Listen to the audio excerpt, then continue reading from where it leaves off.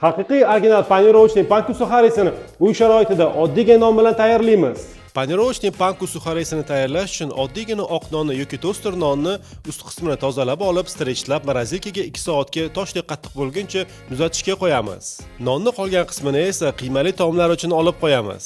Nonlar toshdek qattiq muzlab olgandan so'ng tyorkani yirik tishida maydalab olib, patnisga bir tekisda yoyib chiqib, duxovkada 130 darajada 1 soat davomida quritib olamiz. 1 soatdan so'ng duxovkani o'chirib, duxovka ichida suxarini sovutib olamiz. Suxari sovib tayyor bo'lgandan so'ng yirik bo'laklarni birozgina maydalab olamiz. Panirovочный suxari ham tayyor bo'ldi. Ana endi buni original koreyskiy varianti bilan solishtirib ko'ramiz.